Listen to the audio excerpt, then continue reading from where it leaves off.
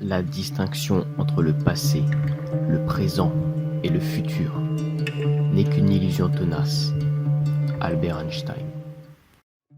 Et c'est sur cette citation que démarra la série Dark.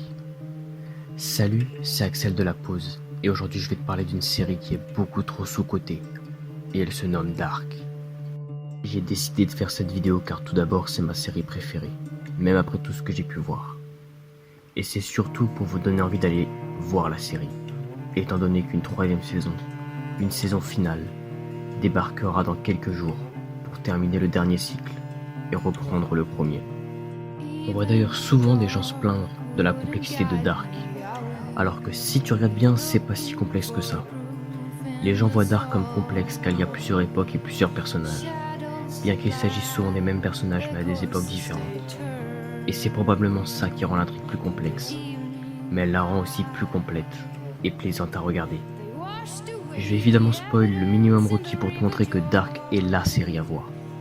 Donc pour spoil le moins possible, je vais te parler de la série dans ses grandes lignes.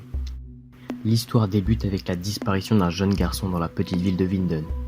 Ce qui peut être banal mais pas avec Dark, qui ajoute à la disparition la thématique du voyage dans le temps, qui sera vraiment bien exploitée. Ce voyage dans le temps est bien développé dans la première saison, puis sera encore plus récurrente et passionnante dans la seconde saison. Ce thème du voyage dans le temps est maîtrisé avec une aisance stupéfiante, ce qui rend l'histoire incroyable et surtout inattendue.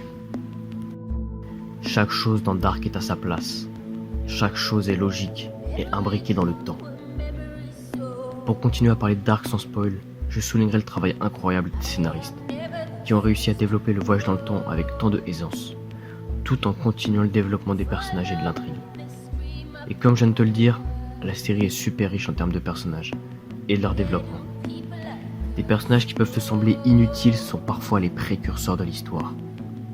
Tous les personnages sont développés d'une manière ou d'une autre. Après avoir visionné Dark, les lieux de la série nous semblent emblématiques. Je pense notamment à la grotte de Winden. Et l'image est aussi superbe. Enfin, comment les scènes sont filmées. Ce qui est pour moi tout aussi important qu'une bonne histoire. Elle est tout bonnement sublime, ce genre de plan fixe avec des personnages qui s'y déplacent, ou tout simplement un grand angle qui nous montre plein de choses, et bien évidemment les plans que j'appellerais basiques, qui sont vraiment parfaits.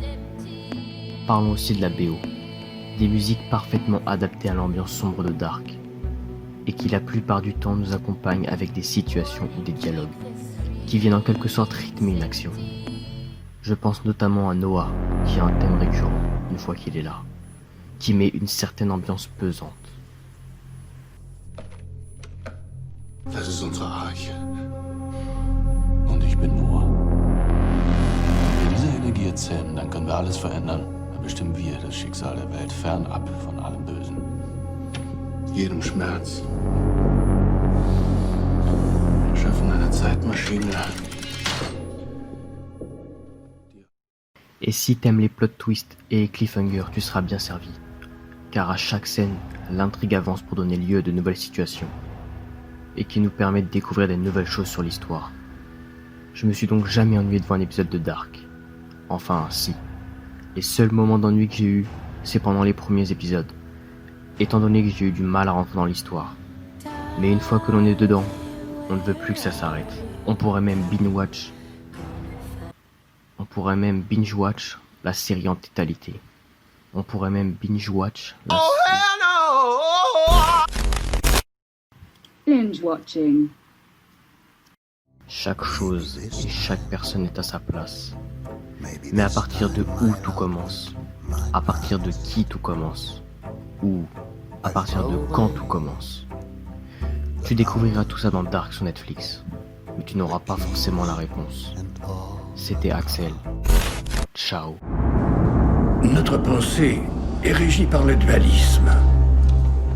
Entrée, sortie, noir, blanc, le bien, le mal. On conçoit tout sous forme de paire. Mais on a tort. Ça vous parle, le concept de triqueta? Alias le nœud de la Trinité.